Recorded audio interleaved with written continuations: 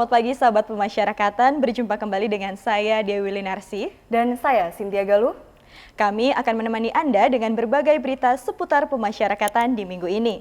Ya, untuk menyaksikan berita apa saja yang ada di minggu ini, tetap bersama kami dalam Apa Kabar Pemasyarakatan? Direktur Jenderal Pemasyarakatan Reinhard Silitonga baru saja meresmikan Dapur Sahabat Lapas Kelas 2A Cibinong. Ya, hal ini sebagai upaya menjaga kualitas makanan dan kebersihan di dalam lapas. Direktur Jenderal Pemasyarakatan Reinhard Silitonga meresmikan Dapur Sehat Lapas Kelas 2A Cibinong beberapa waktu lalu. Peresmian tersebut turut dihadiri Kepala Kantor Wilayah Kementerian Hukum dan Hak Asasi Manusia Jawa Barat, R. Andika Dwi Prasetya, penjabat Bupati Bogor Asmawanto Sepu, serta Forum Koordinasi Pimpinan Daerah Wilayah Bogor. Dapur Sahabat Lapas Cibinong ini merupakan hasil renovasi dapur yang sudah ada dengan memperhatikan standar higien sebagai upaya menjaga kualitas makanan dan kebersihan di lapas. Hal ini untuk mencegah risiko keracunan makanan dan penyebaran penyakit menular yang dapat terjadi akibat makanan yang tidak higienis. Hingga akhir tahun 2023 setidaknya sudah ada 527 unit pelaksana teknis yang memperoleh sertifikat layak higien sanitasi atau yang disebut Dapur Sehat. Usai peresmian, Dirjen Pas juga meninjau pembuatan roti Prabudana yang menjadi salah satu produk unggulan hasil pembinaan kemandirian warga binaan di Lapas Cibinong. Dari roti hasil karya narapidana yang ada di pondok ini luar biasa, enak, tidak kalah dengan produk yang sudah skala internasional publik.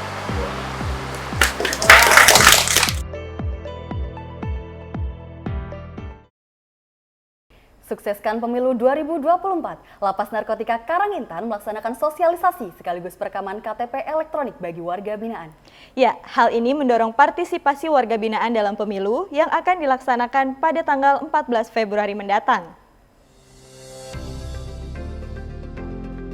Sukseskan pelaksanaan pemilihan umum 2024 Lapas Narkotika Kelas 2A Karangintan bekerjasama dengan Dinas Kependudukan dan Pencatatan Sipil Provinsi Kalimantan Selatan, Kota Banjarbaru, Kabupaten Banjar, dan Tapin menggelar kegiatan perekaman KTP elektronik dan pemeriksaan biometrik sidik jari dan iris mata terhadap 251 warga binaan beberapa waktu lalu.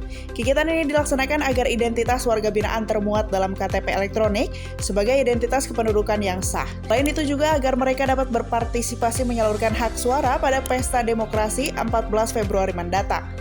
Ini merupakan bentuk dukungan lapas terhadap program pemerintah khususnya perekaman data kependudukan bagi warga binaan yang belum memiliki NIK di Lapas Narkotika Karangintan.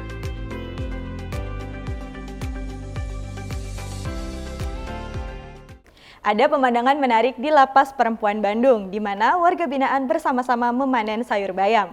Ya, sayur bayam ini merupakan hasil pertanian yang dilaksanakan dengan memanfaatkan lahan kosong lapas. Hari ini di Lapas Perempuan Bandung kita panen bayam untuk dikonsumsi oleh warga binaan yang ada di Lapas Perempuan Bandung. Mari kita sama-sama panen bayam. Ayo.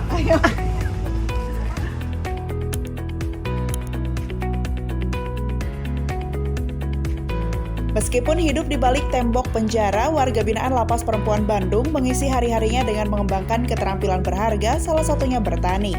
Mengubah lahan tidur menjadi lahan produktif, mereka menyulap lahan kosong di lapas menjadi area menanam bayam. Menuai hasil, bayam yang ditanam baru saja dipanen beberapa waktu lalu. Hasil panen bayam ini dijual kepada penyedia bahan makanan untuk dimasak dan dinikmati oleh warga binaan sebagai bagian dari upaya meningkatkan standar gizi dan pola makan mereka. Kepala Lapas Perempuan Bandung, Tri Winarsi, mengatakan, kegiatan ini merupakan wadah warga binaan mempelajari keterampilan sosial dan meningkatkan rasa tanggung jawab. Panen ini sekaligus menjadi bukti bahwa meskipun dalam situasi sulit, setiap manusia memiliki potensi untuk tumbuh dan memberikan dampak positif bagi diri sendiri dan orang lain. Pelayanan publik yang baik harus mampu mengakomodasi kebutuhan semua golongan, termasuk para penyandang disabilitas seperti mereka dengan gangguan pendengaran atau tunarungu. Untuk itu, Rutan Bangil bekerjasama dengan Pusat Bahasa Isyarat Indonesia melaksanakan pelatihan bahasa isyarat kepada para petugasnya.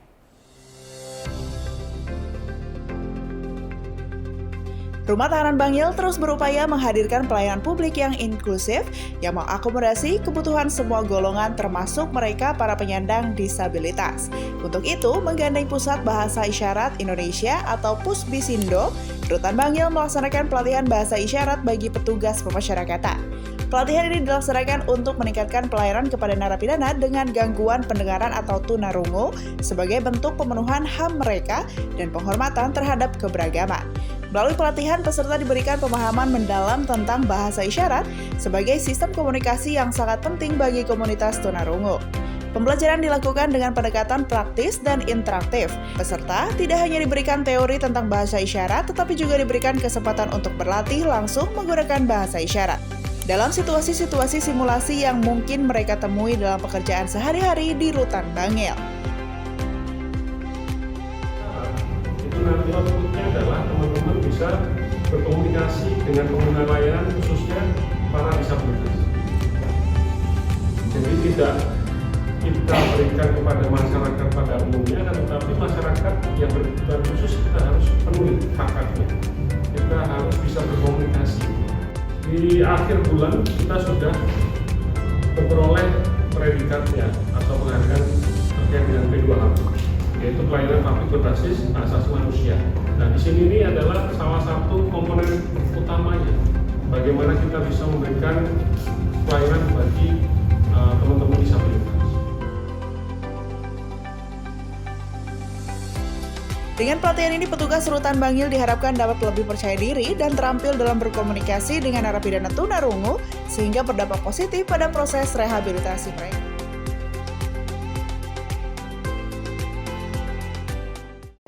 Lapas Tarakan menggelar workshop kehumasan bagi Humas UPT Kementerian Hukum dan HAM Kalimantan Utara.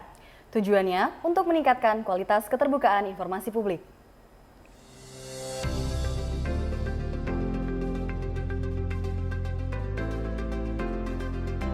Lapas Kelas 2 Tarakan menyelenggarakan kegiatan workshop kehumasan bagi Humas Unit Pelaksana Teknis Kementerian Hukum dan Hak Asasi Manusia di Kalimantan Utara.